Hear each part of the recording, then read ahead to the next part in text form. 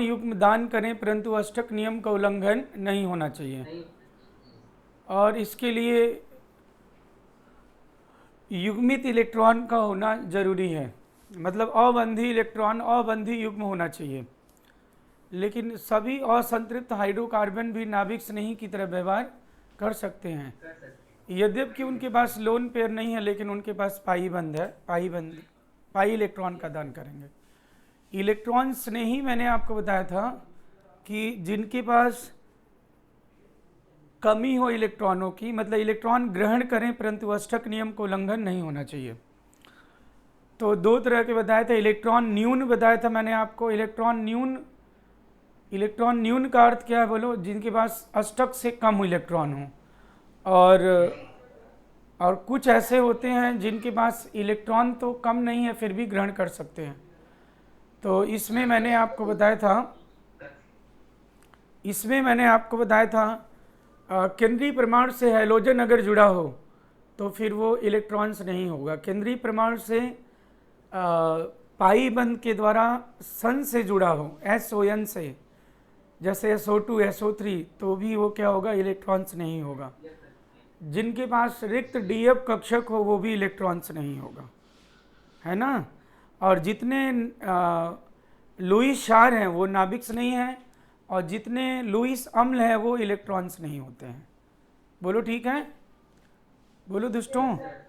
फिर उसके बाद नेक्स्ट मैंने आपको बताया था उभयदंत नहीं, एल्काइल आइसोसाइनाइड और कार्बन मोनोऑक्साइड, ये दोनों किसके उदाहरण हैं? नाभिक्स नहीं। इसलिए ये क्षारीय माध्यम में कोई अपक्रिया प्रदर्शित नहीं कर सकते। यद्यपि अगर हम सांद्र NaOH को कार्बन मोनोऑक्साइड के साथ उच्च दाब पे अपक्रिया कराएं तो सोडियम फॉर्मेट बनता है। ये रिएक्शन मैंने आपको बताया था। फिर उसके बाद नेक्स्ट एल्काइल आइसोसाइनाइड जो होता है, एल्काइल आइसोसाइनाइड, उसका जो जल अपघटन है वो केवल अम्लीय माध्यम में करा सकते हैं, क्षारीय माध्यम में नहीं। क्या कह रहे हो? नहीं लिखवा है क्या? हाँ, उसके बाद नेक्स्ट मैंने आपको बताया था टर्म उभयदंतु नाभिक्स नहीं, जिनके पास इलेक्ट्रॉन युग्म दान करने के लिए दो विभिन्न केंद्र हों तो उसे हम उभयदंतु नाभिक्स नहीं कहते हैं। इस प्रकार के नाभिक्स नहीं जब अपक्रिया में भाग लेते हैं तो दो उत्पादों का मिश्रण प्राप्त होता है, जैसे साइनाइड, नाइट्राइट, थायोसाइनेट, फिनॉक्साइड, ये सारे किसके उदाहरण हैं बोलो? उभयदंतु नाभिक्स नहीं के। फिर उसके पश्चात मैंने आपको बताया था क्या बताया था बोलो भाई? नेक्स्ट कौन सा? उभयधर्मी वो होते हैं जो नाभिक्स नहीं और इलेक्ट्रॉन्स नहीं दोनों की तरह व्यवहार कर सकते हैं। और इसके लिए दोनों केंद्र होना चाहिए, इलेक्ट्रॉन्स नहीं केंद्र भी, नाभिक्स नहीं केंद्र। और ये क्या कर सकते हैं? अम्लीय क्षारीय दोनों माध्यम में क्रिया कर सकते हैं। जैसे एल्काइल साइनाइड, ये अम्लीय और क्षारीय दोनों माध्यम में क्रिया कर सकता है। फिर मैंने टर्म बताया था इलेक्ट्रॉन स्नेहिता, विभिन्न इलेक्ट्रॉन स्नेहियों की वह सापेक्षिक क्षमता जिससे वह इलेक्ट्रॉन युग्म ग्रहण करते हैं दिए हुए नाभिक स्नेही से। इलेक्ट्रॉन स्नेहिता या लुईस अम्लीयता, समानुपाती इलेक्ट्रॉन की कमी, जितने इलेक्ट्रॉन की कमी होगी इलेक्ट्रॉन स्नेहिता उतनी अधिक होगी।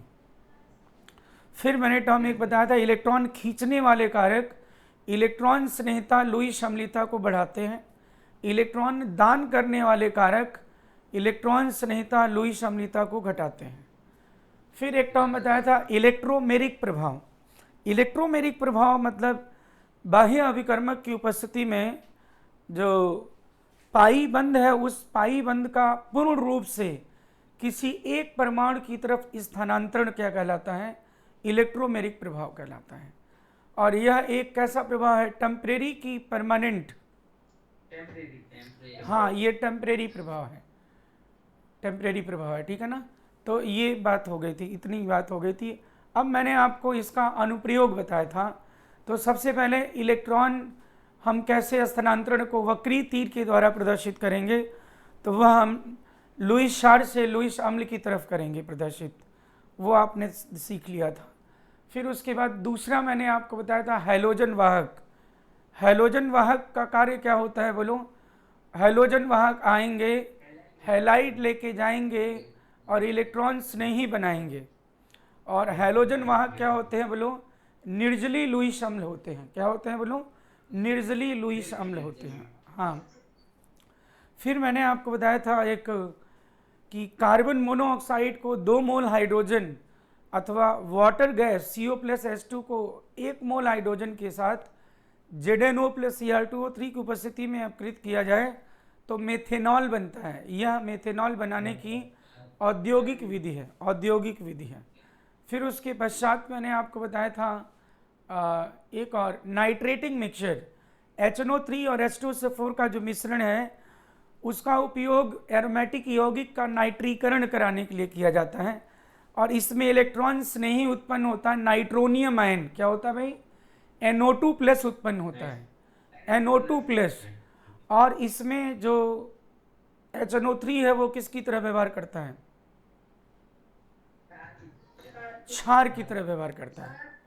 हाँ, और अब आप एक बार आज एक मैंने 10 क्वेश्चन का पेज भेजा है, TR जल्दी से देखिए मिल गया है कि नहीं, जल्दी से देखिए, चेक कीजिए। तो ये बताइए आप, ये आज डिस्कस करेंगे कि कल?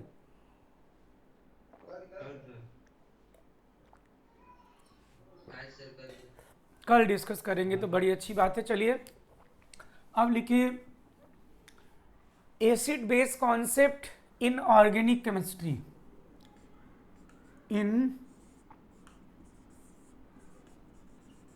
ऑर्गेनिक, कार्बनिक रसायन में अम्ल क्षार की परिकल्पना।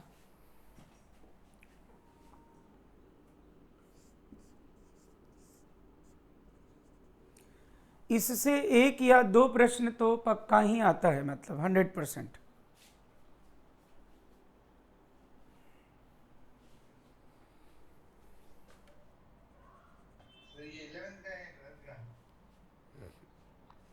ये दोनों का है, 11th में भी दिया हुआ है और 12th में भी फिनॉल कार्बोक्सिलिक एमाइंस चैप्टर है उसमें भी दिया हुआ है, और 12 जो 11th है उस चैप्टर में भी दिया हुआ है, आपके शीर्ष एल्काइन वाले में दिया है, जो बेसिक कॉन्सेप्ट है। Acid base concept in organic chemistry, तो इसमें बेटा सबसे पहले तो अम्ल क्षार को 3 तरह से डिफाइन किया गया है, वो मैं बता दूं कौन कौन सा कॉन्सेप्ट है। देखो, तो एक तो कॉन्सेप्ट है आपका आर्हीनियस कॉन्सेप्ट, आपने सुना होगा। सुना है कि सुना है? Arrhenius concept. दूसरा जो कॉन्सेप्ट है वो है लेविस कॉन्सेप्ट, और तीसरा कॉन्सेप्ट है ब्रॉन्स्टेड कॉन्सेप्ट। ये 3 तरह के अवधारणाएं हैं अम्ल क्षार के लिए। तो सबसे पहले तो आर्हीनियस से संबंधित बताऊं, आर्हीनियस अम्ल क्या है और आर्हीनियस क्षार क्या है। हाँ, जो जलीय माध्यम में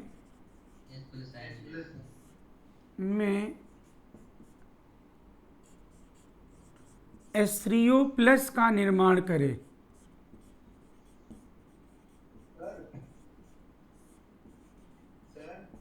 हाँ बोलो यार।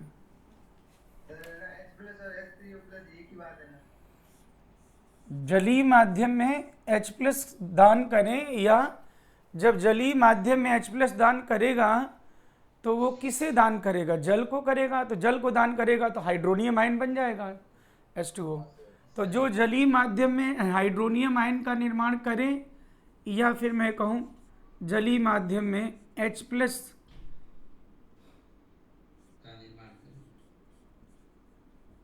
जलीय माध्यम में H प्लस त्यागी,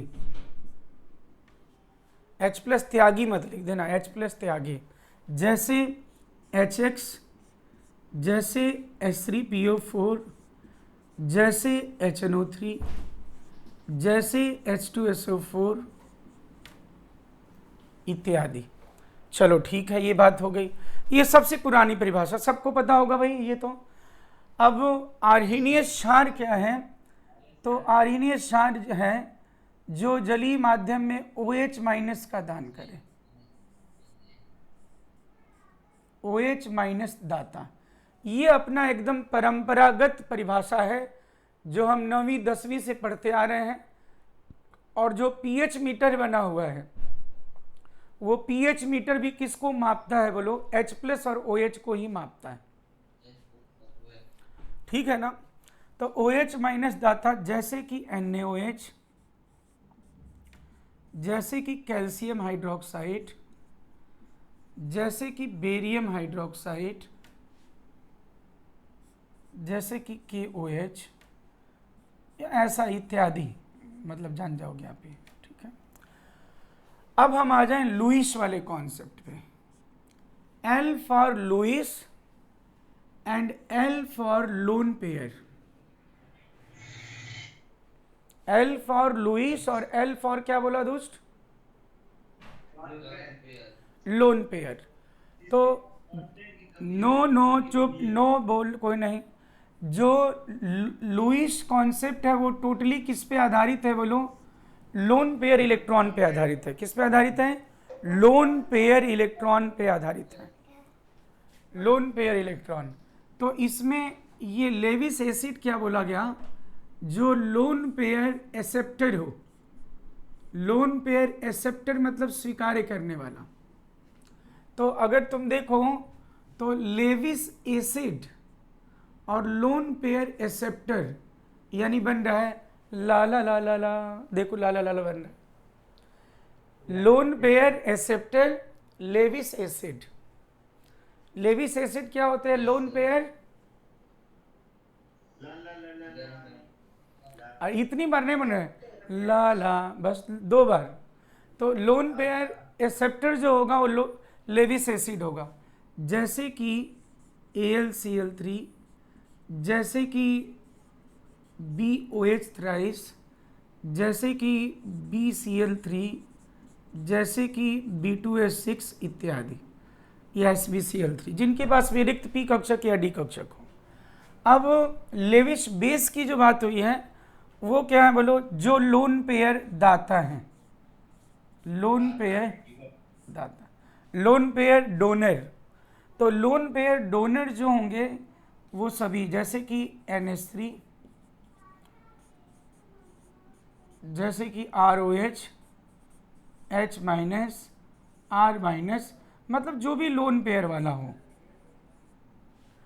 जो भी लोन पेयर दान कर सके वो सभी क्या बोलो? लुईस क्षार हो गए। अब आई बात ब्रॉन्स्टेड की। ब्रॉन्स्टेड में शुरू के जो 3 हैं उनको पढ़ो। BRO, BRO मतलब ब्रो, हाँ ब्रो। अब प्रोटॉन जो लिखा रहता है उस प्रोटॉन के भी शुरू के 3 पढ़ो। हाँ, bro pro, bro pro, bro pro, bro pro. जो ब्रॉन्स्टेड कॉन्सेप्ट है वो टोटली प्रोटॉनिक कॉन्सेप्ट है। उसमें किसी चीज की ना OH की बात की गई है, ना लोन पेयर की बात की गई है, कुछ नहीं। सिर्फ किसके आधार पे बोला गया है बोलो भाई? प्रोटॉन के बेसिस पे। तो इन्होंने ऐसा बोला H प्लस दाता, लेकिन इन्होंने एक बात बोला, H प्लस दाता ये है ब्रॉन्स्टेड एसिड, जैसे HCl, H2SO4 इत्यादि, ये जो भी है। लेकिन इन्होंने ये नहीं बोला कि जलीय माध्यम में, ये बात ध्यान रहे। तो इनके आधार पे ये सारे आर्हीनियस ब्रॉन्स्टेड एसिड हो गए, क्योंकि आर्हीनियस ने बोला था जो जलीय माध्यम में H प्लस त्यागे, इन्होंने बोला था नहीं जी ऐसा कुछ नहीं है, जो कहीं भी जाए किसी को H प्लस दे सके। जैसे मैं पानी हूं, बोलो ना, बोलो हाँ, और तुम सब R माइनस हो, क्या हो? R minus. और मैंने क्या किया, H प्लस दे दिया, तो मैं अब क्या हूं बोलो? ब्रॉन्स्टेड अम्ल हूं। ब्रॉन्स्टेड अम्ल हूं मैं, मतलब वाटर में, जैसे मैं अमोनिया हूं, लिक्विड अमोनिया, और तुम R माइनस हो। मैंने तुम्हें H प्लस दे दिया क्योंकि N से जुड़ा हुआ H है, और R माइनस बहुत प्रबल क्षार होता है। तो इन्होंने सिर्फ ये बोला जहां कहीं भी विद्युत ऋणी से जुड़ा हुआ H हो, वो H प्लस त्यागे, वो ब्रॉन्स्टेड अम्ल है। तो ब्रॉन्स्टेड ने ये नहीं बोला कि जलीय माध्यम में जाके दान करना पड़ेगा, ये शर्त हटा दी। तो इनके आधार पे लिक्विड अमोनिया भी, क्या अमोनिया पानी में जाए तो प्रोटॉन देगा क्या? मैं पूछूंगा कि अमोनिया अर्हीनियस अम्ल है कि नहीं? नहीं है। लेकिन मैं कहूंगा द्रव अमोनिया ब्रॉन्स्टेड अम्ल है कि नहीं? हाँ। तो ब्रॉन्स्टेड मतलब totally based on bro pro bro pro. अच्छा, अब इन्होंने क्या कहा, दूसरी बात जो बोली, H प्लस ग्राही। H प्लस धाता अम्ल बोल दिया, जो कि पहले से जानते थे, बस थोड़ा सा चेंज हुआ है कि जलीय माध्यम वगैरह की बात नहीं हो रही है। अब H प्लस ग्राही बोल दिया इन्होंने कि जो H प्लस ग्रहण करे वो सारे ब्रॉन्स्टेड बेस हैं। तो मुझे बताना जरा ये जो लुईस क्षार है, ये लुईस क्षार जो एच लोन पेयर दान करता, वो किसे दान करता? देखो जरा, मैं अमोनिया को बोल रहा हूं, देखो अमोनिया दिख रहा है कि नहीं? पहले ऊपर यहां लिखा है जो, हाँ, मैं अमोनिया को कह रहा हूं, ऐ अमोनिया तुम अपनी क्षारीयता दर्शाओ, ऐ अमोनिया तुम अपनी क्षारीयता दर्शाओ।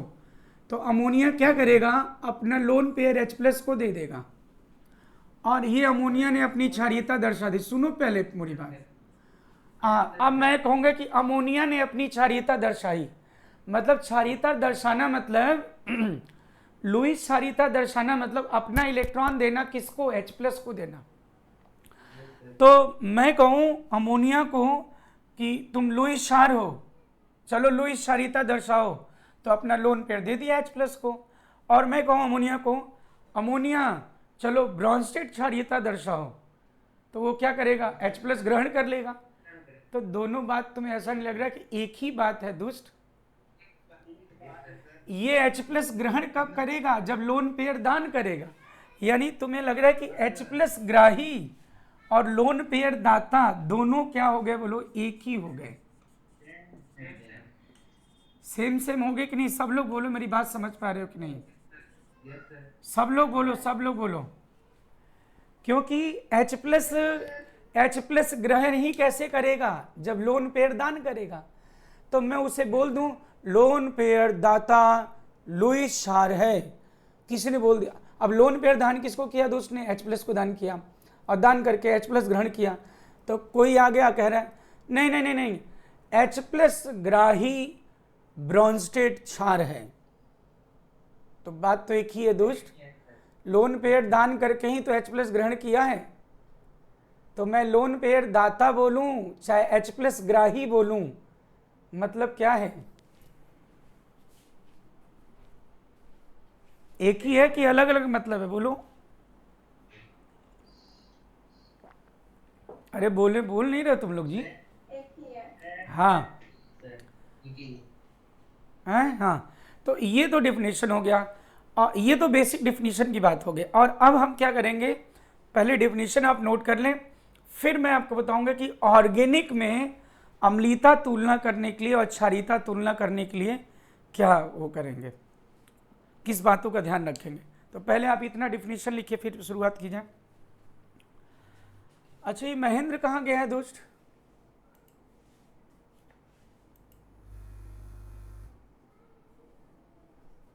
क्यों हाँ विक्रम, तबीयत ठीक नहीं हो इसकी? नहीं हुई सर। हे ईश्वर, क्या ये सब कह रहे हैं सर? तुम लोग क्यों नहीं वो कर रहे हो? वसाका मंगा लो, या मैं क्या, वसाका, उसमें तुलसी और सारा कुछ रहता है, वो खाने से मतलब बहुत सही है।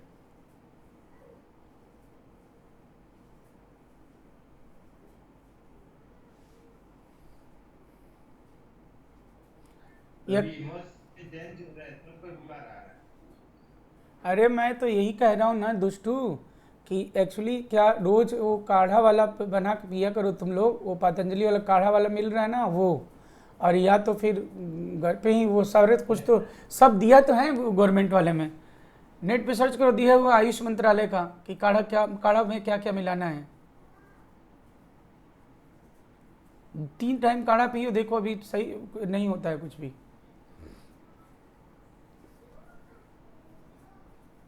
Yes sir.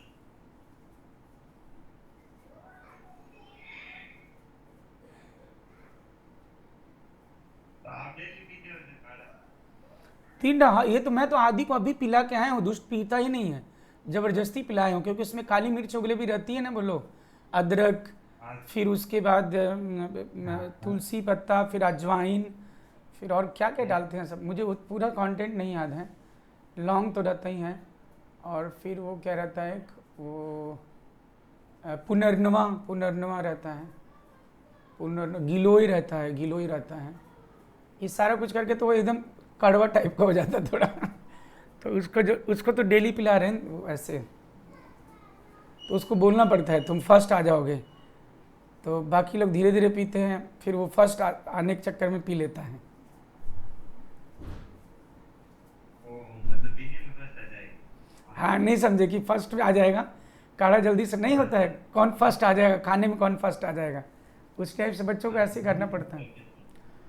और इसका बहुत सही है, नहीं तो इस समय जानते हो क्या होता था, जो मौसम चेंज होता था सबकी मतलब कुछ ना कुछ फीवर, किसी को सर्दी जुकाम, किसी को ऐसे ऐसे होता है, और ये वाला वो करने से मतलब रेगुलर मुझे लग रहा है कि ये जो नॉर्मल ये फ्लू है ना, मतलब सर्दी जुकाम वाला, ये तो नहीं होता है, मतलब समझो तुम 4 महीने से तो 5 महीने से गए नहीं डॉक्टर के पास।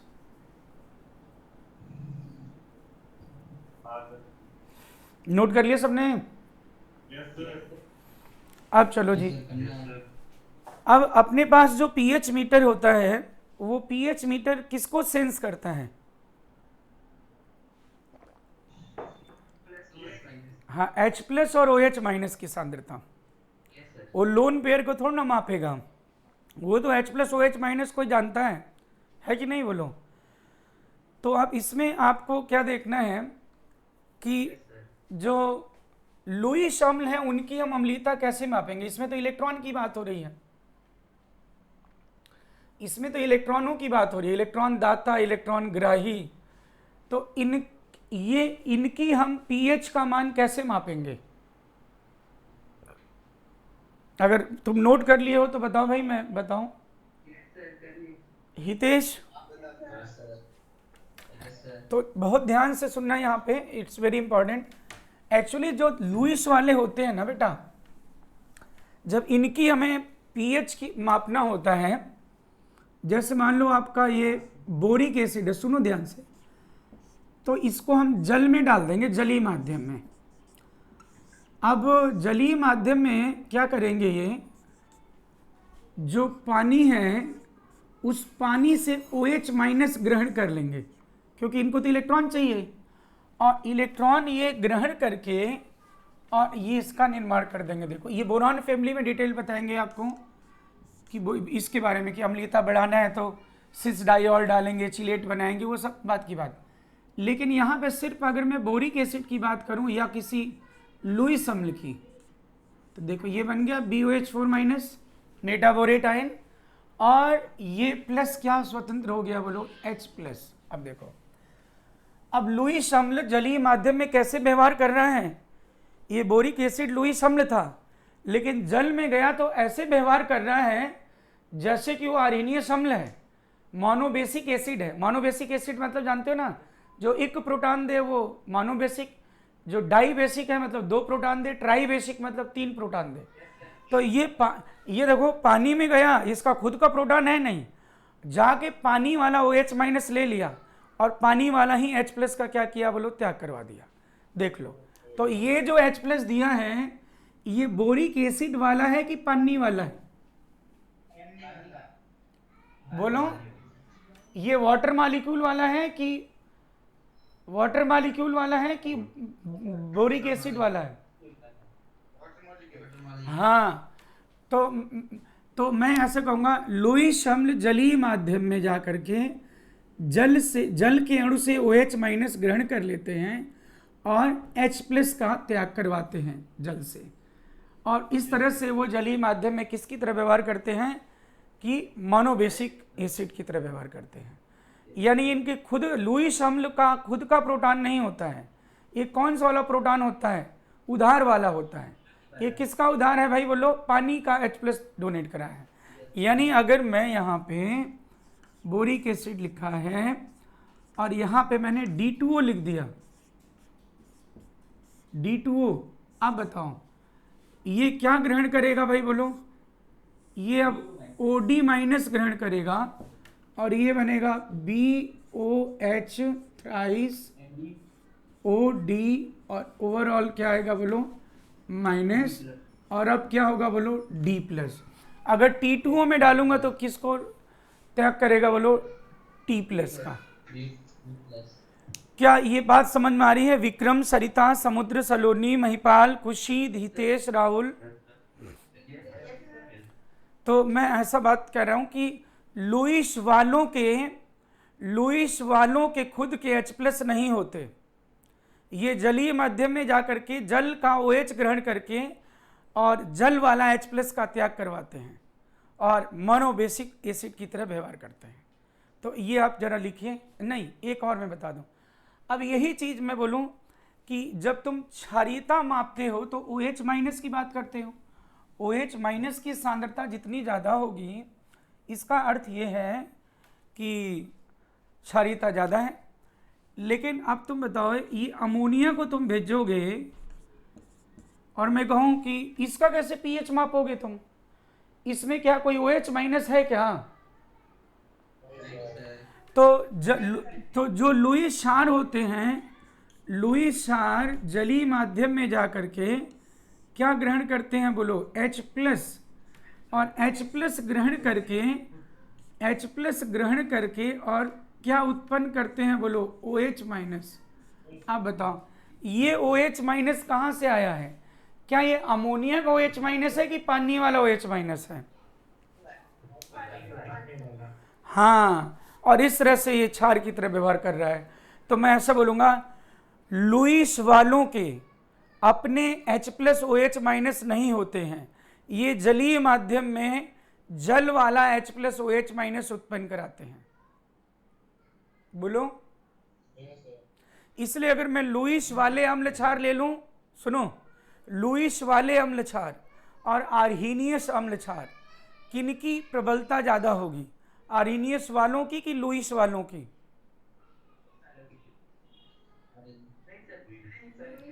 लुईस वालों की नहीं होगी दुष्टुओं, आर्हीनियस वालों की। आर्हीनियस वालों का खुद का H प्लस OH माइनस होता है, जबकि जो लुईस वाले हैं उनका क्या है बोलो, उधार वाला होता है। तो पहले तो ये नोट करो, चलो पहले एक स्टेटमेंट लिखोगे, फिर लुईस अम्ल वाला उदाहरण लिखोगे, दूसरा बोलूंगा तो लुईस क्षार वाला लिखोगे। पहला लिखो फिर लिखना। बोलूं, जलीय माध्यम में जलीय माध्यम में लुईस अम्ल,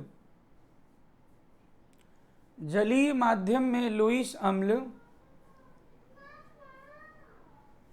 जलीय माध्यम में लुईस अम्ल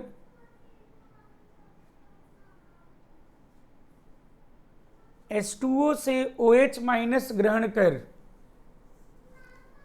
H2O से OH माइनस ग्रहण कर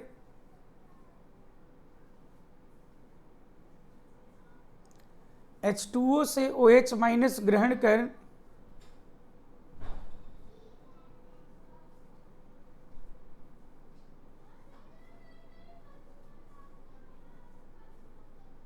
H प्लस उत्पन्न करते हैं।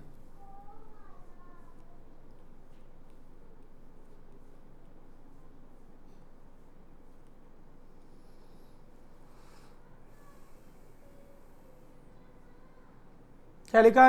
लुईस अम्ल जलीय माध्यम में H2O से OH माइनस ग्रहण कर H प्लस उत्पन्न करते हैं। Full stop. लुईस अम्ल के खुद के H प्लस नहीं होते हैं, स्वयं के H+ नहीं होते हैं।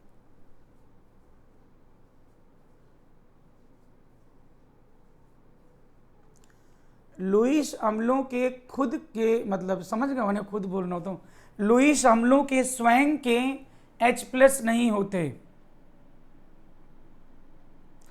लुईस अम्लों के स्वयं के H+ नहीं होते। अरे भाई चुप रहो ना यार। लुईस अम्लों के खुद के H+ नहीं होते, ये जल से H+ का त्याग करवाते हैं।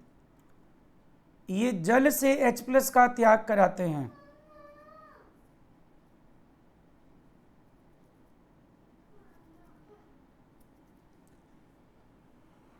अब पहला उदाहरण लिख लो। अरे यार कौन सा पूछ रहा बेटा? कौन?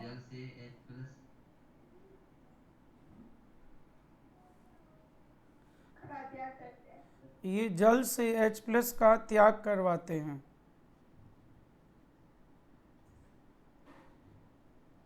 अब पहला उदाहरण लिख लिया कि नहीं, बोलो। पहला मतलब HOH वाला, D2O वाला, ये लिखो, फिर मैं क्षारीयता वाला बोलता हूं।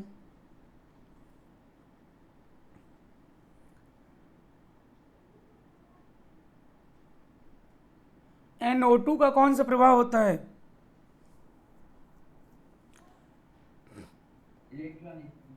अरे NO2 का -R होता है कि +R NO2 का?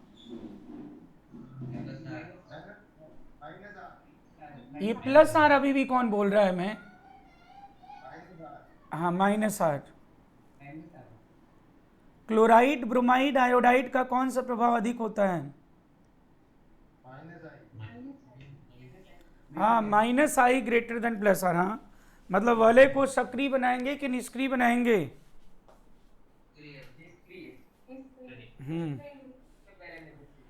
और आर्थो पैरानेस, ठीक है। अब बेटो ये दोनों लिख लिया है, तो मैं एक बात और बोल दूं, जल्दी से बताइए।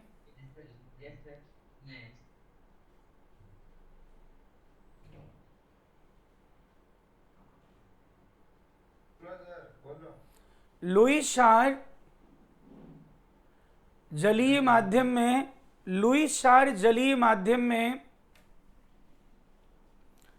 लुईस क्षार जलीय माध्यम में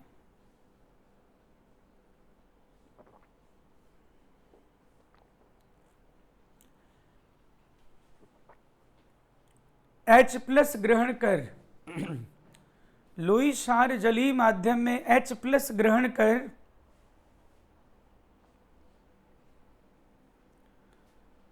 OH- उत्पन्न करते हैं। लुईस क्षार जलीय माध्यम में H+ ग्रहण कर OH- उत्पन्न करते हैं।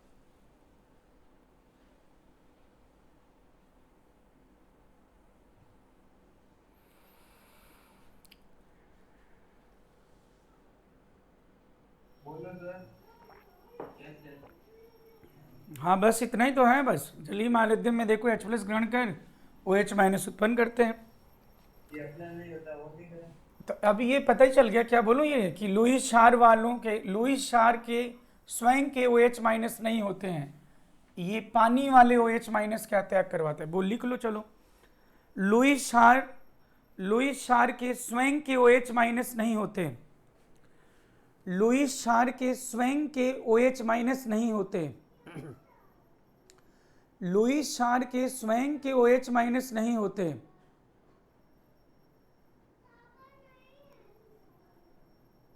लुईस क्षार के स्वयं के OH- नहीं होते। ये H2O वाले OH- का त्याग कराते हैं।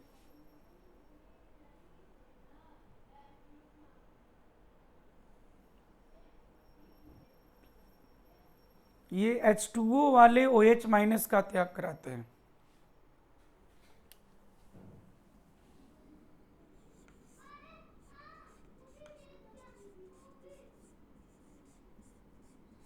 अब बच्चों इसमें दो बातें हैं। पहले हम अम्लीयता की तुलना करने सीखेंगे, फिर क्षारीयता की, फिर एप्लीकेशन ऑफ एसिड बेस। ये थोड़ा बड़ा चैप्टर है और इसमें फिर +2 के भी बहुत सारे क्वेश्चन आने लगते हैं, इसलिए क्वेश्चन आंसर भी लिखवाना पड़ेगा इसमें। तो सबसे पहले अम्लीयता की तुलना करना, अम्लीयता की तुलना करना। तो इसमें आप लिखो, पहले पहला हेडिंग लिखो अम्लीयता की तुलना करना, या फिर ऐसा लिख दो आओ अम्लीयता की तुलना करना सीखें। आओ अम्लीयता की तुलना करना सीखें। आओ अम्लीयता की तुलना करना सीखें। तुलना करना सीखें। तो बच्चों कैसे अम्लीयता की तुलना करते हैं भाई बोलो? तो लिखिए, शुरू की जाए। अब मैं ये शुरू हो रहा, अभी तो डिफिनीशन बता रहा था। सर अम्लीयता की तुलना करने के लिए हेडिंग लिख लिया सबने? अम्लीयता की तुलना करने के लिए निम्न 2 बातों का ध्यान रखते हैं। अम्लीयता की तुलना करने के लिए निम्न 2 बातों का ध्यान रखते हैं। सबसे पहली बात लिखिए 1 नंबर, अम्लीयता की तुलना करने के लिए निम्न 2 बातों का ध्यान रखते हैं। पहली बात, दिए हुए यौगिक का हाइड्रोजन, दिए हुए यौगिक का हाइड्रोजन कितनी आसानी से, दिए हुए यौगिक का हाइड्रोजन कितनी आसानी से H+ की तरह निकल सकता है। दिए हुए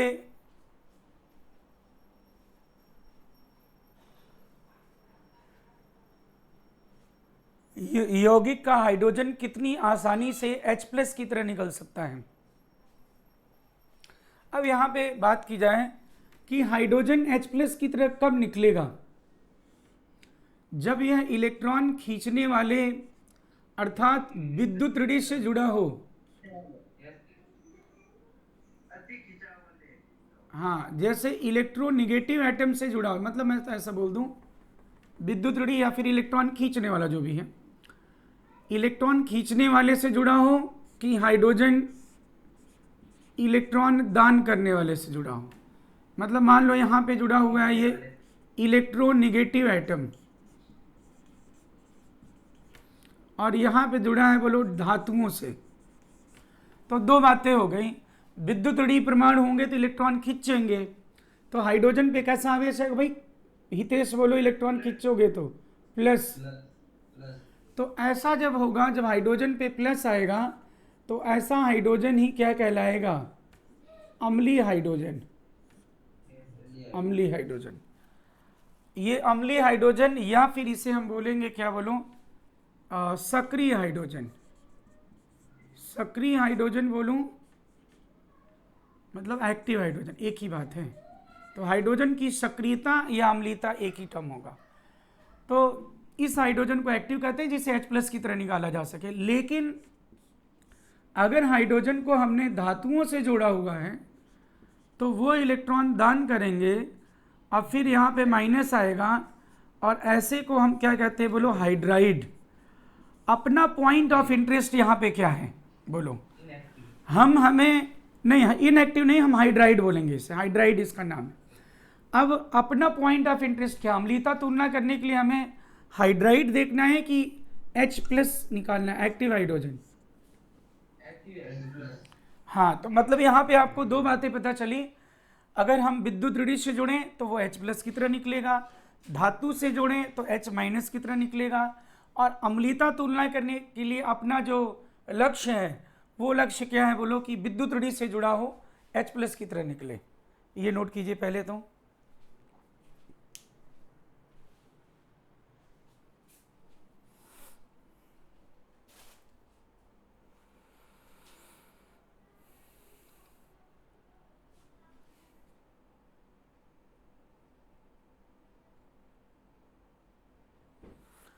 और कल जो भेजा था TRO सॉल्व किया था कि नहीं तुम लोगों ने?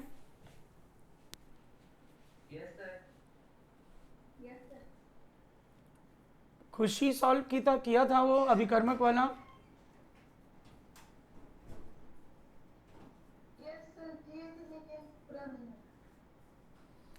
तो कर लेना ना, क्योंकि वो तो बहुत छोटा सा टॉपिक है, वो तो है ही नहीं थोड़ा सा।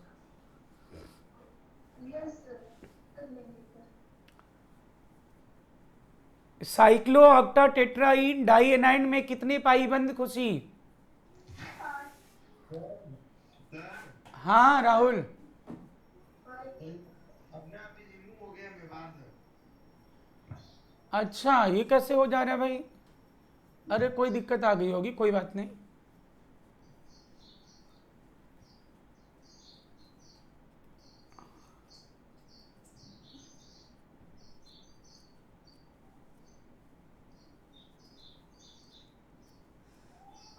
हाँ लिख लिया सबने?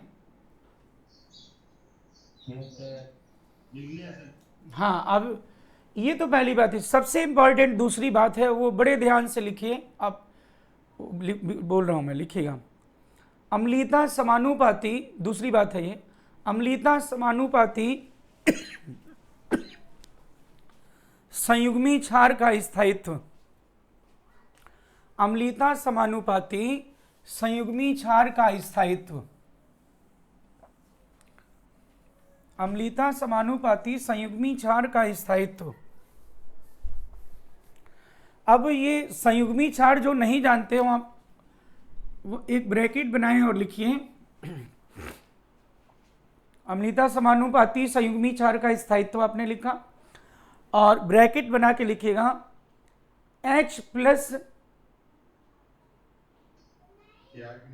हाँ एक H प्लस निकालने के बाद, एक H प्लस निकालने के बाद प्राप्त प्रजाति को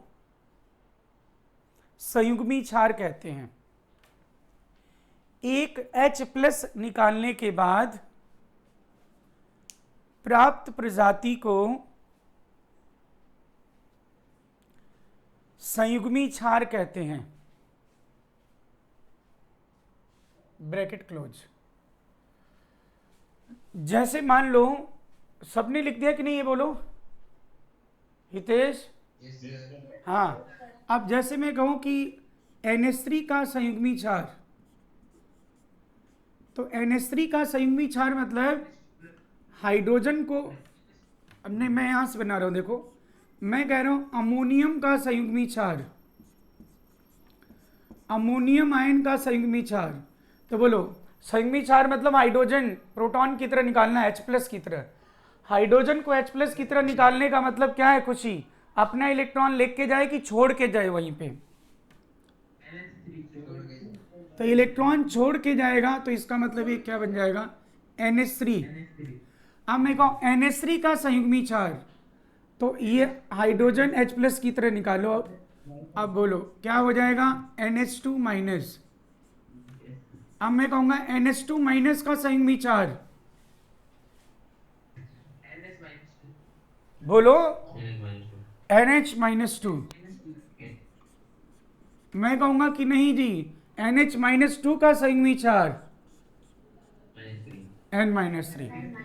ठीक बात समझ रहे ना? तो संयुग्मी क्षार मतलब H प्लस हटाने के बाद, एक H प्लस हटाने के बाद जो संयुग्मी, जो भी प्रजाति मिलेगा, चाहे उदासीन हो चाहे ऋणावेशित, उसे हम संयुग्मी क्षार कहेंगे। बोलो ठीक है? तो अब संयुग्मी क्षार अगर स्थायी है तो क्यों अम्लीयता ज्यादा होगी, इसके बारे में हम लोग देखें जरा। संयुग्मी क्षार ना ना ना ना, पहली बात। और ये दूसरी बात है, इसी आधार पे हम अम्लीयता की तुलना 90% के केसेस में कर लेंगे। आप ध्यान सुनिएगा। जैसे आपको तुलना करना है कार्बोक्सिलिक और फिनॉल, और ये है आपका फिनॉल। अब इन दोनों में अम्लीयता तुलना करना है, ठीक है ना? तो आपको क्या बताया मैंने? अम्लीयता समानुपाती संयुग्मी क्षार का स्थायित्व। पहली बात तो बहुत वो है, नेग्लेक्टेड है, सबसे इंपॉर्टेंट है संयुग्मी क्षार स्थायी होना चाहिए। तो अब बोलो सबसे पहले मैं क्या करूं? हाइड्रोजन को H प्लस की तरह निकालना। हाइड्रोजन को H प्लस की तरह निकालना मीन्स अपना इलेक्ट्रॉन छोड़ के जाए कि लेके जाए? तो H प्लस निकलेगा, तो फिर ये संयुग्मी क्षार जो बन रहा है RCOO माइनस, यही है संयुग्मी क्षार कार्बोक्सिलेट। ये बन गया आपका कार्बोक्सिलेट, ठीक है। और इधर बन गया क्या बोलो, फिनॉक्साइड, ये बन गया। पहले वाला जो है ना स्लीपर में ये ना अब यहाँ पे H प्लस हटा दिया है, चलो H प्लस और ये H प्लस, चलो ठीक है। अब बेटा ध्यान से सुनना, अब हे बच्चों, अम्लीता के लिए कौन उत्तरदायी होता है, स्वतंत्र H प्लस की बधा हुआ H प्लस? पीएच मीटर किस H प्लस की सांद्रता को मापता है, बधे हुए H प्लस की स्वतंत्र H प्लस? यानी अम्लीयता को योगदान कौन करता है, स्वतंत्र H प्लस करता है, बधा हुआ H प्लस नहीं करता है। तो अब मुझे बताइएगा आप जरा, दो बातें बोलता हूं मैं, सुनिएगा जरा। मैं कह रहा हूं कार्बोक्सिलेट बहुत ज्यादा स्थायी है, कार्बोक्सिलेट अगर बहुत ज्यादा स्थायी है तो खुशी बताना अपने अस्तित्व को बनाए रखेगा कि अपने अस्तित्व को नष्ट कर देगा?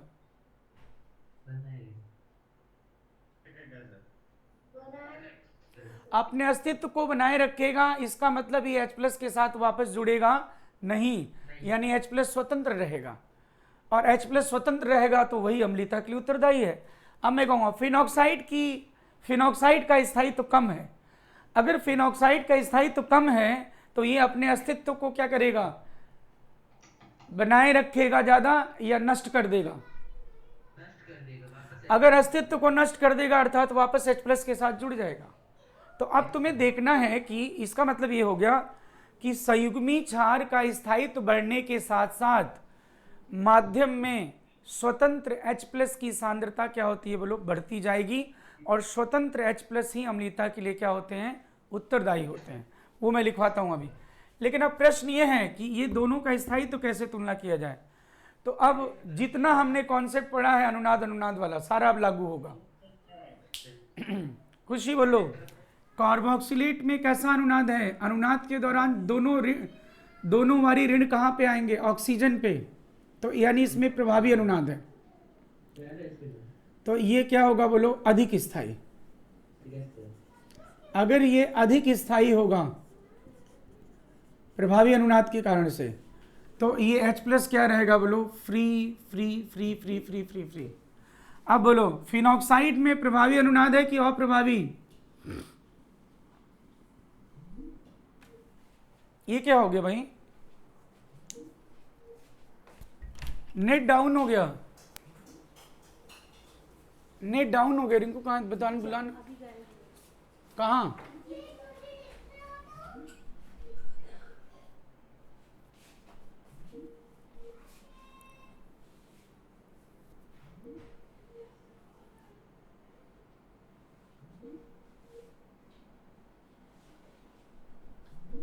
हेलो, आवाज सुन पा रहे हूँ? कहाँ गया? तुम लोग क्यों इस समय भेजते हो, मैं समझ नहीं पाता हूँ। पता नहीं क्या है।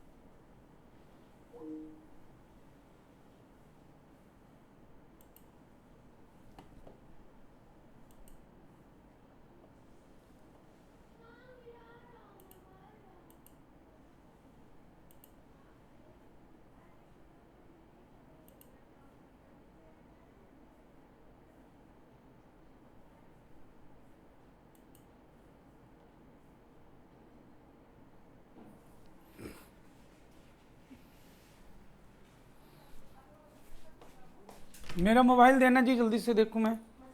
मतलब ये नहीं कह रहा हूँ इतना ज़्यादा ज़रूरी रहता क्या, मतलब एक ही ऐसा भी नहीं कि 10 घंटे की क्लास होती है, एक क्लास होती है तो अभी क्या ज़रूरत थी भेजने की। 10 बजे चले जाते तब नहीं सही रहता, कल शाम को क्यों नहीं भेज दिए थे। अच्छा क्लास खत्म हो गई क्या? हाँ? पता नहीं क्या नहीं अभी तो क्लास। क्या लगाते हैं? मैं नहीं जानता। यार देखिए आप क्या कर दिए। क्या डालते हैं? कहाँ पे क्या डालते हैं पता नहीं क्या कर। मैंने किया, मैंने किया। आवाज नहीं कर। हेलो हेलो, मैं दूसरा फ़ोन कर रहा हूँ। हेलो, हाँ यार नेट डाउन हो गया, अब मैं कनेक्ट कर रहा हूँ दूसरे से, उसको कॉल कर रहा हूँ मैं, रुको कॉल कर रहा हूँ मैं जल्दी से उसको सही करने के लिए।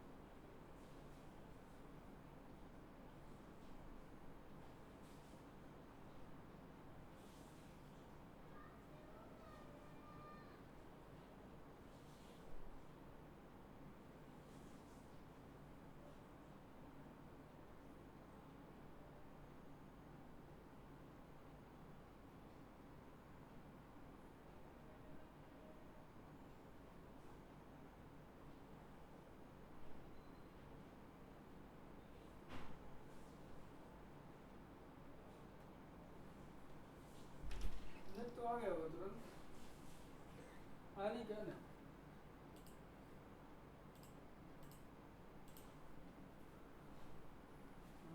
चल तो रहा वही लगा था। विशेष तो आपको यही करना पड़ेगा और क्या होगा। क्योंकि वो वाला और मतलब वैसे वो ब्लिंक हो रहा है तो चलिए।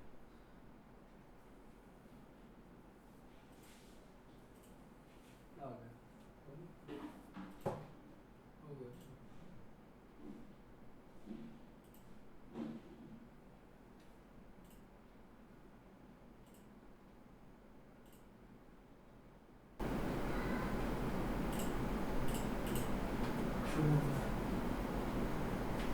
इसमें लाइन आ रही है देखो जरा।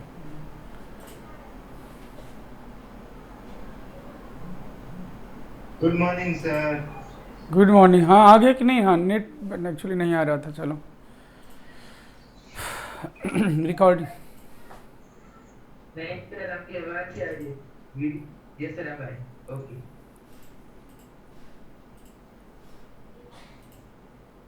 Hello sir. हाँ हेलो। तो मैंने इसमें आपको बताया था कि कार्बोक्सिलेट अधिक स्थायी है, इसलिए अपने अस्तित्व को बनाए रखेगा, और H+ क्या होगा बोलो, स्वतंत्र रहेगा। ठीक है ना। और फिनॉक्साइड क्योंकि, हाँ बोलो, आवाज आ रही है कि नहीं। हाँ, फिनॉक्साइड लेस स्टेबल है, तो फिर ये अपने अस्तित्व को कम बनाए रखेगा, H+ से वापस जुड़ जाएगा, इसलिए क्या होगा बोलो, लेस फ्री होगा। तो आपको अब ये पता चल रहा है कि अब स्थायित्व कैसे तुलना करोगे इन दोनों का। तो स्थायित्व ये अनुनाद में आप जानते हो, जो अनुनाद जानता है, एरोमेटिक जानता है, वही अब अम्लीयता तुलना कर पाएगा। क्योंकि बार बार अब इसमें अम्लीयता तुलना करने के लिए क्या देखना है आपको, H+ निकालने के बाद संयुग्मी चार स्थायी होना चाहिए। तो कार्बोक्सिलेट का स्थायित्व तो फिनॉक्साइड से अधिक है, क्योंकि कार्बोक्सिलेट में प्रभावी अनुनाद है जबकि फिनॉक्साइड में अप्रभावी अनुनाद है। बोलो भाई समझे क्या। यस तो किसकी अम्लीता अधिक होगी बताओ मुझे? First greater than second.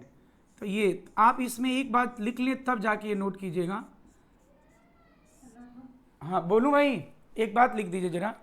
संयुग्मी क्षार के स्थायित्व बढ़ने के साथ साथ, हाँ बेटा बोलिए, संयुग्मी क्षार के स्थायित्व बढ़ने के साथ साथ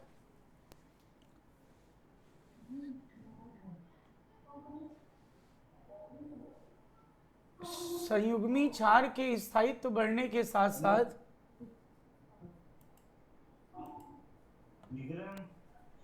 हाँ म्यूट कर दिया। संयुग्मी क्षार के स्थायित्व बढ़ने के साथ साथ माध्यम में स्वतंत्र H+ की सांद्रता, नेट कट गया था, स्वतंत्र H+ की सांद्रता बढ़ जाएगी।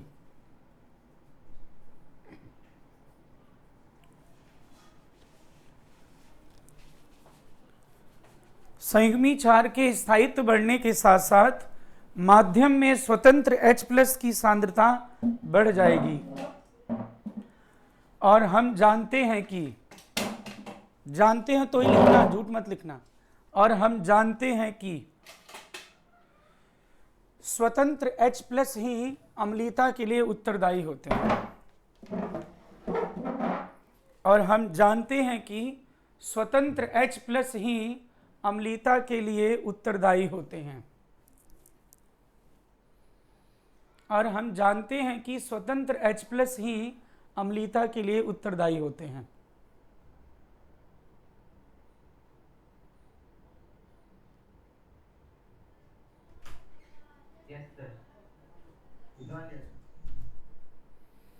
तो बेटा ये बात समझ में आ गई आपको? हाँ, अब ये आप नोट कर लें। और फिर इसको अब देखो, ये जो अब लिखवाया गया ना, अब ये बोर्ड में भी आता है एक्चुअली कि कार्बोक्सिलिक अम्ल की अम्लीयता फिनॉल से अधिक होती है, यद्यपि कि फिनॉक्साइड में अनुनादी संरचनाओं की संख्या कार्बोक्सिलेट से अधिक है। व्याख्या कीजिए। तो अब मैं ये क्वेश्चन आंसर लिखवाऊंगा मैं कि अब कैसे आप बोर्ड में लिखते हो, ठीक है ना? तो हाँ, पहले आप ये नोट कर लें, आज तब मैं फटाक से लिखवाना शुरू करता हूँ। अब ये बात आप लोग ध्यान रखिएगा कि अब कभी भी मैं बोलूँगा, प्रश्न में कहीं भी बोला जाए फलाना की अम्लीयता धमाका से ज़्यादा है, तो हमेशा ये कहना फलाना का संयुग्मी क्षार धमाका के संयुग्मी क्षार से अधिक स्थायी है।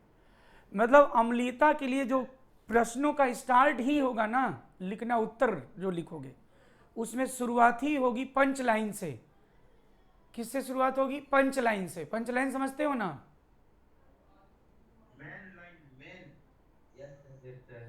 पंच लाइन मतलब Amul the taste of India.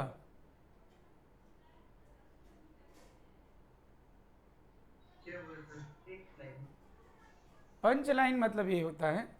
तो उसमें जैसे मान लो अम्लीयता के लिए लिखा जाएगा तो हमेशा लिखा जाएगा अम्लीयता समानुपाती संयुग्मी क्षार का स्थायित्व।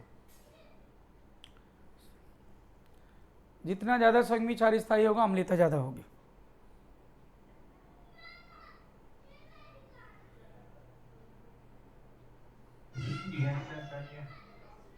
नोट कर लिया ना? चलो अब मैं वो क्वेश्चन आंसर टाइप में लिखवा दूं। पहले क्वेश्चन आंसर टाइप लिखवाऊं या पहले क्वेश्चन पहले कई पूछ लूं, उसके बाद बोर्ड वाले 2-3 एक साथ लिखवा देता हूं? क्यों? पहले क्वेश्चन समझ तो लो, जिससे कि लिखवाऊंगा आंसर तो भी तुम जानोगे ना। तो अब सभी को ये पता चल गया ना कार्बोक्सिलेट क्यों ज्यादा स्थायी है। ये तो अनुनाद में याद है ना बेटा?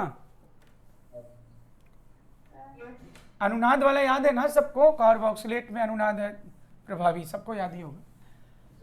अब मैं इसमें एक और उदाहरण बताऊं आपको, या क्वेश्चन पूछा जाए। अब मैं क्वेश्चन पूछूंगा तो तुम इतना समझना, सुनना जरा। मैं कहूंगा कौन अम्ली है या कौन सा हाइड्रोजन अम्ली है, तो तुम्हें क्या करना है? H+ हटाना है, संयुग्मी क्षार बनाना है। और जिसका संयुग्मी क्षार जितना अधिक स्थायी होगा समझो वो उतना ज्यादा अम्ली होगा। जैसे मैं ऐसा पूछ रहा हूं, देखो एक ही यौगिक में मान लो पूछे तुमसे, देखना बेटा मैं एक उदाहरण भी बता दूं। मान लो ऐसा दिया हुआ है और यहां दे दिया HA और इधर दे दिया HB, और कह रहा है HAHB की सक्रियता तुलना कीजिए। सक्रियता बोलूं या अम्लीयता बोलूं एक ही बात है। तो अब मैं कहूंगा इन दोनों की अम्लीयता तुलना कीजिए। तो देखो, तो अगर मैं यहां से, अब तुम बार बार बनाओगे नहीं, अब तुम खुद भी देख सकते हो, यहां तो मैं बना दे रहा हूं। HA हटाऊंगा तो क्या होगा हितेश? HA को किस तरह से हटाओगे? प्लस की तरह कि माइनस की तरह? माइनस की तरह क्यों बोल रहे हो भाई? H प्लस की तरह हटाओगे तब माइनस चार्ज आएगा ना बेटा। और HB को हटाओगे, HB को हटाओ किसकी तरह? H प्लस की तरह। तो ये देखो, ये हो गया तो माइनस और H प्लस। अब बताओ इन दोनों में से कौन सा संयुग्मी चार्ज ज्यादा स्थायी है? सलोनी बोलो, कौन सा संयुग्मी चार्ज ज्यादा स्थायी है? क्रॉस कॉन्जुगेशन है, क्रॉस कॉन्जुगेशन। कैसा फर्स्ट सेकंड? क्या बोल रहे हो तुम? मुझको मार दूंगा। एक मिनट रुको। अब चलो बोलो, फर्स्ट क्या, सेकंड क्या? बोलो।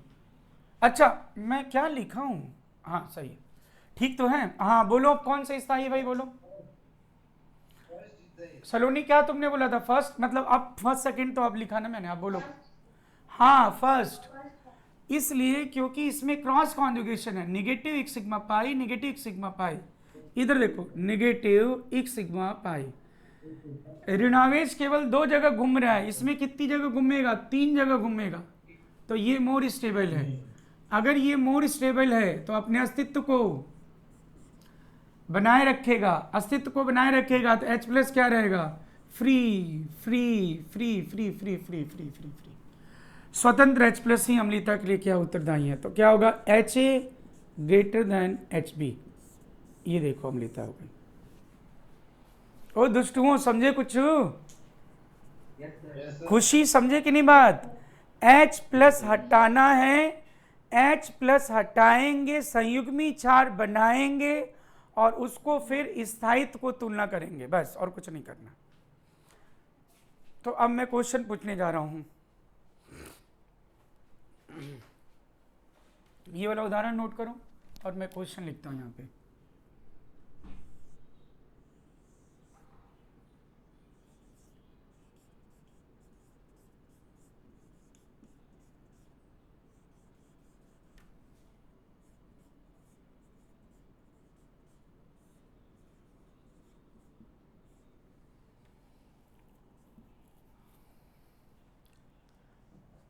एक चीज ध्यान रहे, आपने आयनिक साम्य पढ़ा होगा 11वीं में, सुना है? तो अरे आयनिक साम्य, तो मैं अम्लीयता पूछूं या Ka पूछूं? Ka मतलब क्या होता है? अम्ल का आयनन नियतांक। तो मैं Ka बोलूं या अम्लीयता बोलूं, एक दूसरे के क्या है? बोलो, समानुपाती। मतलब मैं पूछ सकता हूं अम्लीयता किसकी ज्यादा है, या मैं बोलूंगा किसका Ka मान ज्यादा है, एक ही बात है।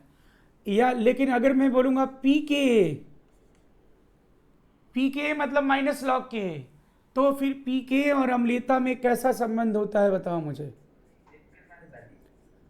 तो ये ध्यान रहे कि कई बार प्रश्न में लिखा रहेगा किसका Pka मान न्यूनतम है। तो Pka मान न्यूनतम मतलब अम्लीयता अधिकतम। अब Pka मान अधिकतम, ये तो सब लोग जानते हो ना। हितेश, ठीक है। खुशी, ये पता है ना K और अम्लीयता में व्युत्क्रमानुपाती, और K बोलूंगा तो समानुपाती संबंध होता है। अच्छा तुम मैथ के हो तो पक्का ही होगा ना, Pk equal to minus log K, तो फिर उसका एंटी लॉग लोगे तो उसकी वैल्यू कम आ जाएगी K की ना। और बाकी सब लोग, महिपाल और ये सब लोग जानते ही हैं। सरिता, विक्रम, समुद्र, ठीक है।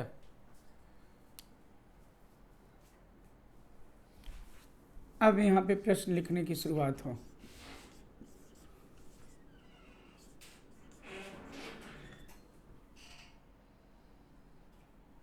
कल से मैं बताता हूँ।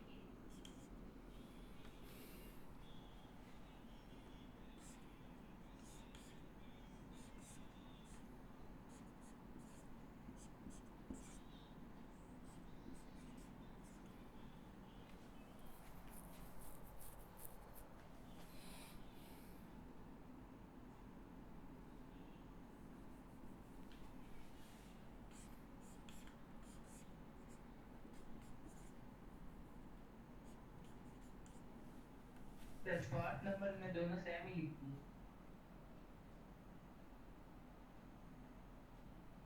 किसमें? 4th नंबर से 4 नंबर दोनों सेम लिखती है। अरे भाई मैं भी एक नंबर का हो गया हूँ, क्या बताऊँ। हाँ, CN है वो।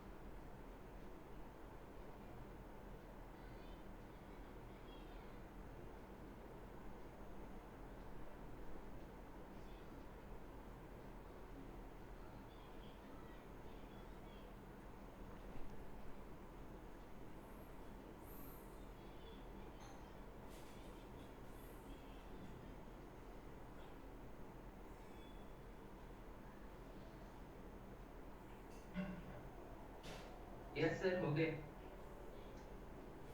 बाकी लोग बताइए। हितेश सॉल्व कर लिया?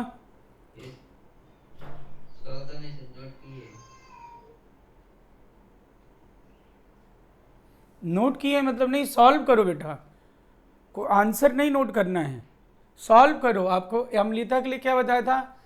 H प्लस हटा के, H प्लस हटाओगे तो कैसा आवेश आएगा बताओ पहले तो। ऋण। अब फिर वो जो ऋण आएगा उन दोनों पे ऋण को स्थायित्व तुलना करो, और वो स्थायित्व तुलना कैसे होगा? अनुनाद देखो, पी पाई डी पाई देखो, और फिर बस दो ही, और क्या देखना, बस यही देखना अनुनाद। ये एरोमेटिकता आ जाए तो देखो, बस यही देखो। पी पाई डी पाई में थे कि नहीं? हाँ सर था। हाँ बस चलो, एकदम क्वेश्चन तो अटेम्प्ट करना ही पड़ेगा। हो गए।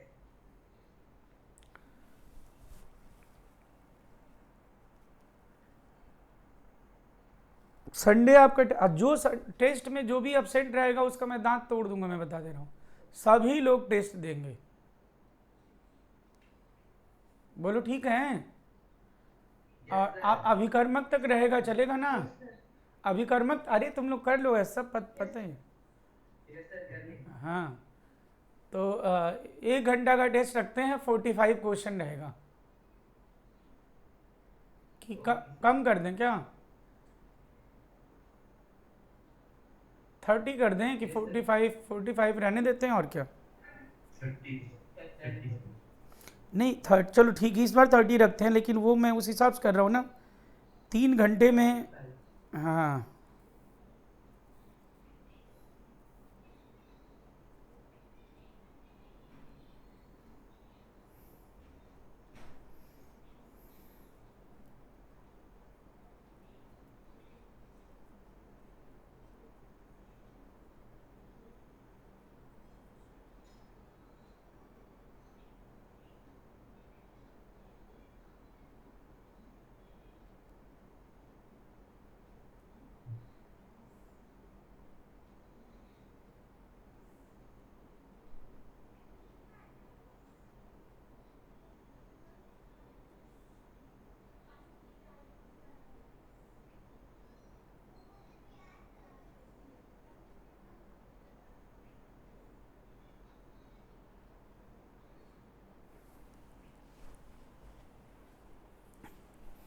हाँ आप बताना, चलो आंसर बताया जाए भाई। राहुल, खुशी,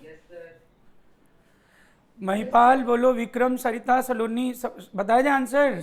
हाँ चलो जी, चक दुपट्टे। अब बेटा देखो, मैंने इसमें अगर H प्लस हटाया है तो H प्लस हटाने के बाद अपने को क्या मिलेगा? इसमें CCl3 माइनस, और इसमें जब H प्लस हटाऊंगा तो क्या मिलेगा? CF3 minus. तो खुशी मुझे बताओ कौन ज़्यादा स्थायी होगा? बोलेगा नहीं कोई?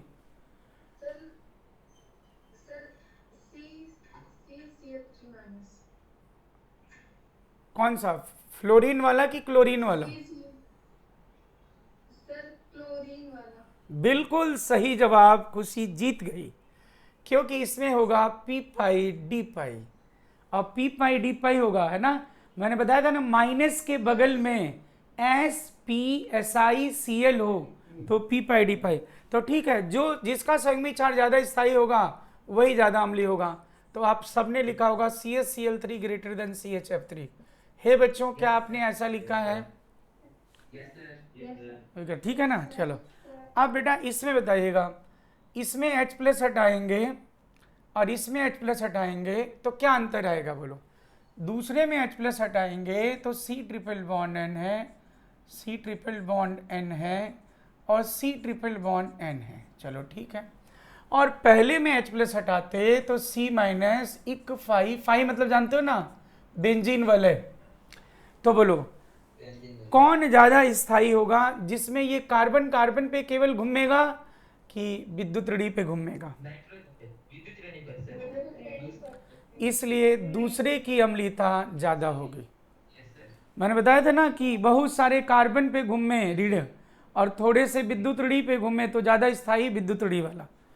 अब आपको पता चल रहा होगा कि अम्ल क्षार कॉन्सेप्ट पढ़ने के लिए पहले हमें क्या पढ़ना जरूरी होगा? अनुनाद और सारी चीज़ें पढ़ना जरूरी होगा, तो ही हम तुलना कर पाएंगे। अब बताओ थर्ड नंबर में बताइएगा।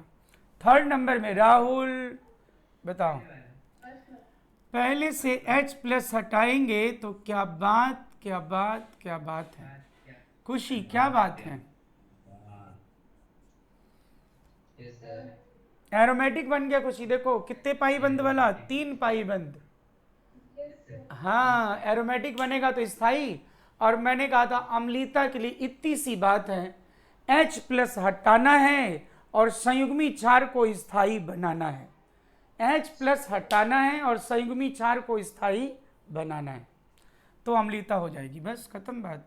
चलो अब बोलो, पहले से H प्लस हटाएंगे तो हम क्या पाएंगे बोलो? C पे, मतलब इस इधर लिख दूं, यहाँ दिखेगा कि नहीं तुम लोगों को? दिख रहा होगा। तो C पे माइनस है और इधर NO2। ओहो, NO2 कैसा ग्रुप है भाई सरिता बोलो? ये प्रबल इलेक्ट्रॉन खींचने वाला ग्रुप है कि दुर्बल इलेक्ट्रॉन खींचने वाला ग्रुप है? हाँ ये प्रबल, क्योंकि नाइट्रो ग्रुप में प्लस भी है ना, इसका माइनस आई भी ज़्यादा होता है, माइनस आर भी ज़्यादा होता है। और यहाँ पे Cn है, ये भी अच्छा है लेकिन उतना अच्छा नहीं है। मतलब समझ रहे हो ना, एक वेरी गुड है, एक क्या एक्सीलेंट है। तो बोलो कौन अच्छा रहेगा, पहला ज़्यादा अम्ली कि दूजा? हाँ अब चलो बोल, पांचवा बताइए। पांचवे में H प्लस हटाएंगे कार्बोक्सिलेट पाएंगे, दूसरे में H प्लस हटाएंगे सल्फोनेट पाएंगे।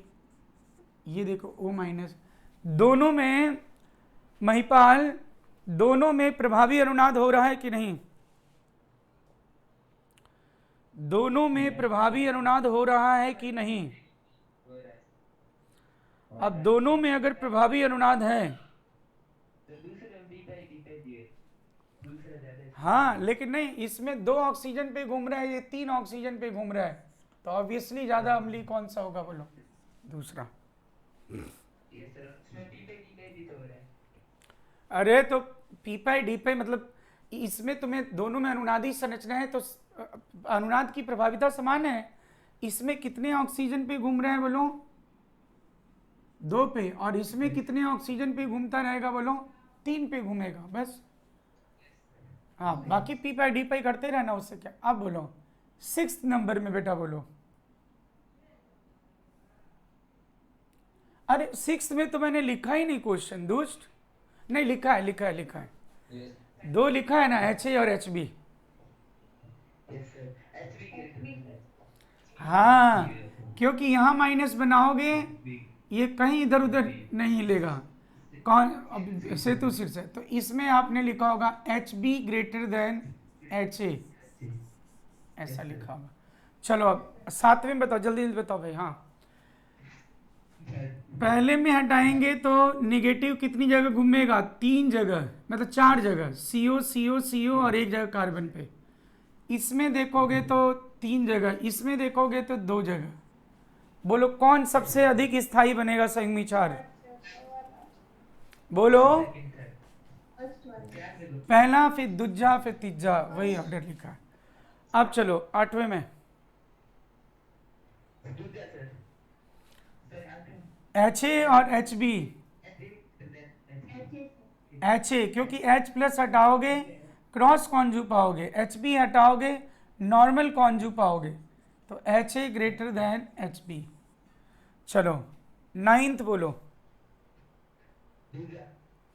हाँ H प्लस हटाओगे पी पाई डी पाई पाओगे, इसमें कोई पी पाई डी पाई नहीं होगा, तो HB greater than HA।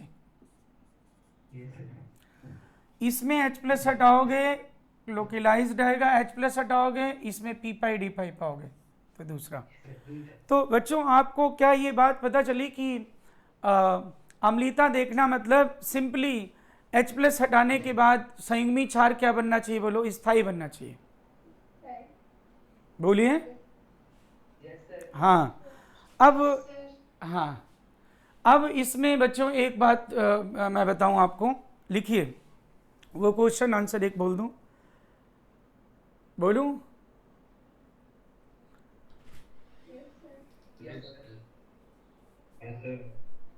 Phenoxide में अनुनादी संरचनाओं की संख्या, फिनॉक्साइड में अनुनादी संरचनाओं की संख्या कार्बोक्सिलेट से अधिक होती है। फिनॉक्साइड में अनुनादी संरचनाओं की संख्या कार्बोक्सिलेट से अधिक होती है। फिर भी कार्बोक्सिलिक अम्ल की अम्लीयता फिनॉल से अधिक होती है। फिर भी कार्बोक्सिलिक अम्ल की अम्लीयता फिनॉल से अधिक होती है।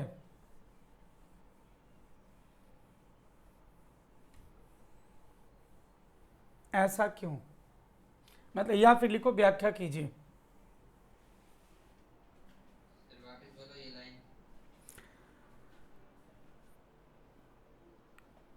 कार्बोक्सिलेट में अनुनादी संरचनाओं की संख्या फिनॉक्साइड, क्या लिखा भाई? मैं तो खुद भूल गया, क्या बोला था भाई? फिनॉक्साइड में अनुनादी संरचनाओं की संख्या कार्बोक्सिलेट से अधिक होती है। फिर भी कार्बोक्सिलिक अम्ल की अम्लीयता फिनॉल से अधिक होती है। फिर भी कार्बोक्सिलिक अम्ल की अम्लीयता फिनॉल से अधिक होती है। व्याख्या करें। तो बच्चों क्या लिखोगे? पहले सबसे पहले पंच लाइन क्या होगा राहुल?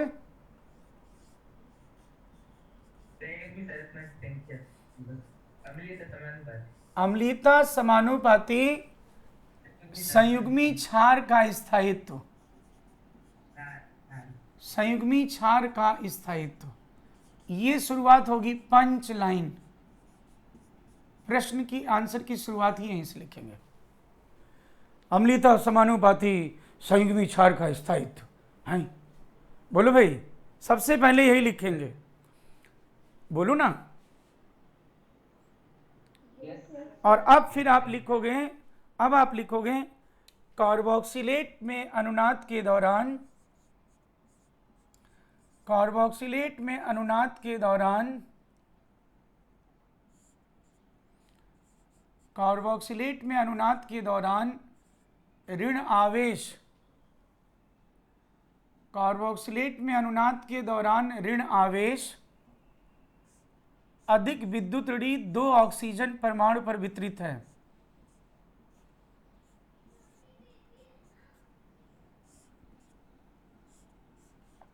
कार्बोक्सिलेट में अनुनाद के दौरान ऋण आवेश कहाँ पे? अधिक विद्युत ऋणी 2 ऑक्सीजन परमाणु पर वितरित है। जबकि फिनॉक्साइड में अनुनाद के दौरान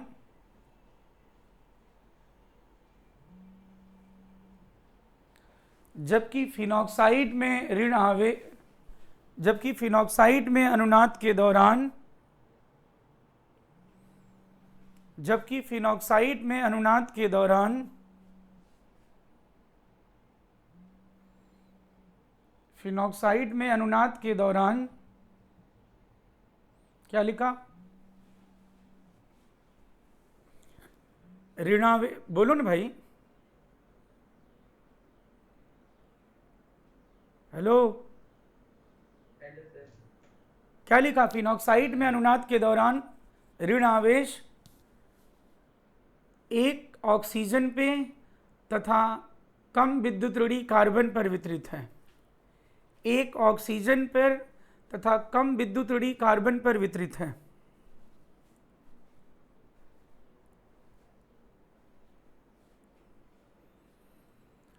एक ऑक्सीजन पर तथा कम विद्युत ऋणी कार्बन पर वितरित है।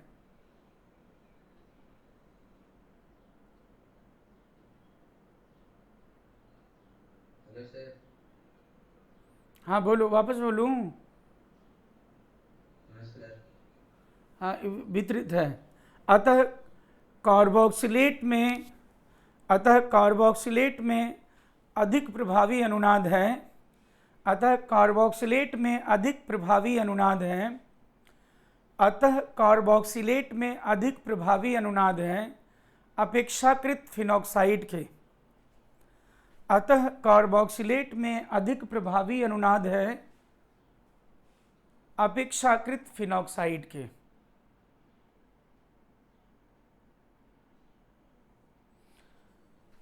क्या आप लोग अपने लैंग्वेज में भी ये लिख सकते हो कि नहीं, बताओ भाई सब लोग।